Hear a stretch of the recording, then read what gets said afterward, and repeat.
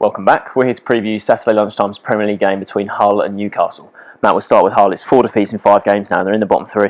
Yeah, it's been a terrible season overall, isn't it? Obviously, last time out, they've had the breaks. They weren't in the FA Cup, but last time out in the league, they lost at West Ham 3-0. And to be fair, they had a lot of that game first half, especially when the goals came in the second half. And I think Sonny Aluko had a few chances, and you could see Bruce on the touchline just willing one of them to go in. But obviously, he's got problems up front. But Hull, one of those sides, they can't afford to lose their big players, especially up front. And they don't create too many chances. They did in this game, which was their downfall. And to concede 3 in the second half, I think they had problems at the back as well, didn't they? Chester went off injured, and Bruce picked up an injury as well. So it's not great at the moment. And to get well beat at West Ham, who didn't play particularly well that game, it will be very disappointing. It's very tight in the bottom half, isn't it? I think Hull, there's a huge month and a half coming up for them now. I mean, this game against Newcastle, they're quite outformed themselves. It's a big game for them. And after this, they've got a really tough game. They go to Man City, and obviously not many people would be expecting them to win there, even though obviously Middlesbrough did last weekend. But I think it's the fixtures after that. They've got this one at Newcastle City, but then they have 5 games in a row, all not necessarily quite winnable, but Bruce will think, we've got a chance in all of those games. I think they host Aston Villa, then host QPR, and then they face Sunderland, Leicester and Stoke in the 3 games after that. So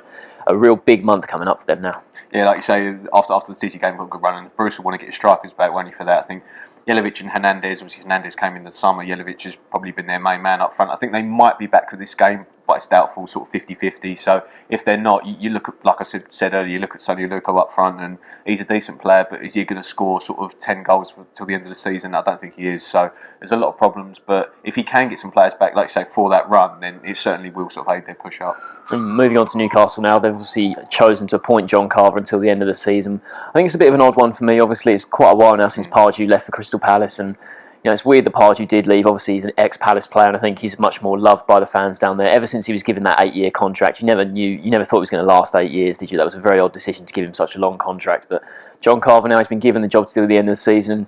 Obviously, he's been with the players quite a long time. He knows the players well. He knows the group well. His management experience isn't as good as some of the others. I mean, Newcastle, they're said to be looking at Steve McLaren. I think Frank de Boer, I think they were their top 2 targets, but they couldn't convince either to come. And I think both of them, I think de Boer has actually said, he'd actually consider the job at the end of the season, but not in the middle of the season. And I think if Derby, if they don't get promoted from the Championship, they might have a shot at McLaren. But if McLaren gets Derby promoted, he'll probably stay with them unless Newcastle can lure him away with a big money offer. So I think Carver, it's an odd decision. Some people saying, maybe they've given up on the season already, but he does know the players well, and I think he needs to be given a bit of a chance, really, even though his record so far with them hasn't been great. Yeah, that's what you say. I was going to say, with their record so far, it's not been great. Last time out in the league, lost 2-1 at home to Southampton, who Southampton have had a great season, we all know about that. But to be at home, I think Southampton won 1-0 up, didn't they? Newcastle equalised, and the crowd were up for it.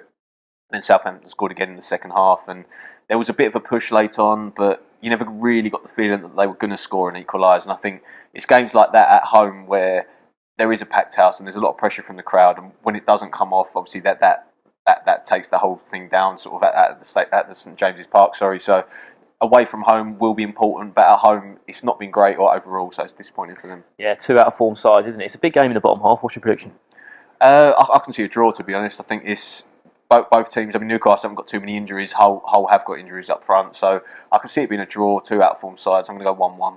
1-1. I'm just going to back Newcastle. Like you say, if they're without those 2 strikers, and if they can't sign anyone before then, I mean, they've been linked with the Blackburn duo, Rhodes and Gusted, so if they can sign one of them, that could be a bit of a boost. But obviously, there's not long to go until the game now, so if they're without both of those strikers, I can see Hull struggling to score, and I'm just going to back Newcastle to edge it 1-0. So we've got 1 draw and a Newcastle win.